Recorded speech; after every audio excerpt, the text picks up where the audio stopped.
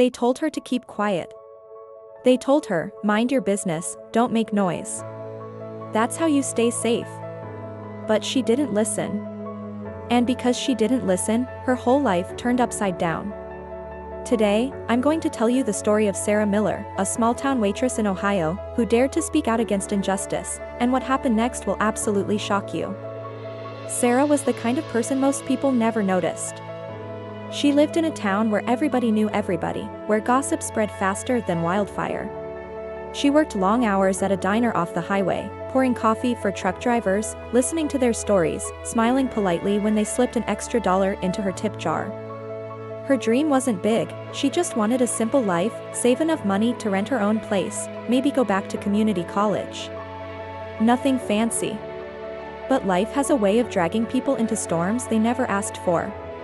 It started one Tuesday night. The diner was nearly empty when two police officers walked in. Everybody in town respected those uniforms, but Sarah had seen things people didn't talk about. She had seen how Officer Daniels pushed around kids from the poorer side of town. She had seen how traffic stops turned into harassment. And she had seen, most painfully, how people stayed silent, afraid to lose jobs, afraid to be labeled as troublemakers. That night, a young man came in too, maybe 19 or 20, clearly shaken, clothes dirty, looking scared.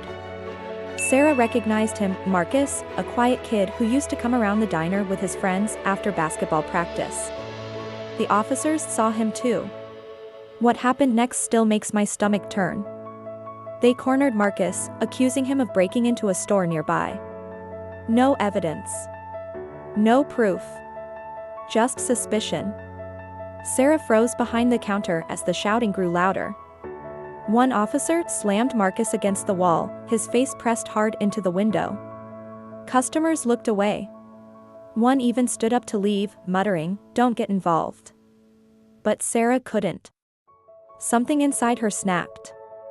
She shouted across the diner, "Stop. He didn't do anything.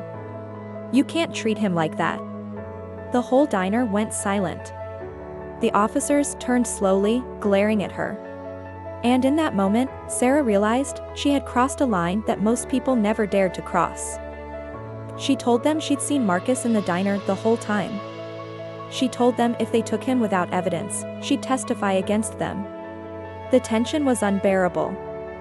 Finally, after grumbling threats under their breath, the officers let Marcus go, warning Sarah, "You'll regret this." Now here's where the real story begins. That single act of courage lit a fire. Sarah thought it was over after that night, but she was wrong. By morning, rumors had spread through town. Some called her a hero. Others called her reckless. And then came the real blow. Her boss at the diner pulled her aside and said, "I'm sorry, Sarah. I've been told to let you go. You brought too much attention." Fired. Just like that. She tried to find another job, but doors started closing on her. Applications disappeared. Phone calls never came back. It was like her name had been blacklisted. Still, Sarah didn't back down. She went to the local council meeting, stood up, and told the story of what she'd witnessed. She demanded accountability. Some clapped. Others booed. But the officers? They sat in the back, stone-faced, watching her every move. Weeks passed. Then things got darker. Sarah's tires were slashed. Her mailbox smashed. She noticed a black car parked outside her apartment more than once. Friends told her to stay quiet, to apologize, to move away. But Sarah? She went louder. She started documenting everything. She started posting videos online, sharing stories of people who had been silenced before. Slowly, she built a small following. People from other towns started messaging her, saying, "Thank you for speaking up. We've seen the same thing happen here." But the backlash kept coming. One night, she came home to find her apartment door kicked open. Nothing stolen, just chaos, drawers pulled out, dishes shattered, her laptop smashed. A message was left on the wall in spray paint, "Stop talking." Did she stop? No. That night, she sat in the wreckage of her apartment, turned her phone camera on, and said to the world, "They can scare me, they can take everything I have, but they cannot take my voice." The video went viral. Overnight, she wasn't just a waitress from Ohio anymore. She became a symbol. News outlets picked up her story. Protesters started gathering outside the police station, chanting her name. Some people traveled from other states just to stand with her. And yet, with the spotlight came even greater danger. Anonymous threats poured in. Letters slipped under her door. Phone calls in the middle of the night. She couldn't sleep. She couldn't walk down the street without wondering who was watching. And then came the day everything boiled over.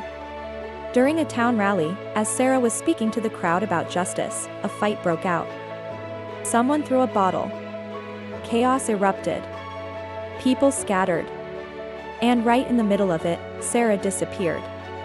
Cameras captured the confusion, but no one could find her for hours. Panic spread online. Some feared the worst. But at dawn the next day, Sarah walked back into town, bruised, exhausted, but alive. She said nothing about where she had been. Some say she was taken and warned again. Others believe she was saved by people who wanted to protect her. The truth? Only Sarah knows. But from that moment on, her resolve was unshakable. She continued to speak out. She testified at hearings. She exposed corruption records. And slowly, painfully, change began to happen. Officers who thought they were untouchable faced investigation. Policies were rewritten. It wasn't perfect. The fight was far from over. But Sarah's voice had cracked the wall of silence wide open. Now, here's the thing I want you to remember: Sarah was not a politician, not a lawyer, not someone with money or power. She was just a regular woman with an apron and a coffee pot, who one day said, "Enough is enough." And that choice, though it cost her job, her safety, and her peace, sparked something bigger than herself. So here's the moral: injustice survives only when good people stay silent. Courage doesn't always roar, sometimes it's just a small voice saying, "This isn't right." And Sarah proved that one voice can inspire 1,000 more. Now I want to ask you, what would you have done in Sarah's place? Would you have spoken up, or stayed silent? Drop your thoughts in the comments, because I want to hear what you think.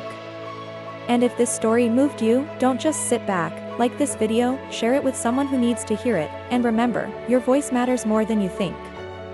If you haven't subscribed to this channel yet, hit the subscribe button now and get instant notification for more interesting stories like this.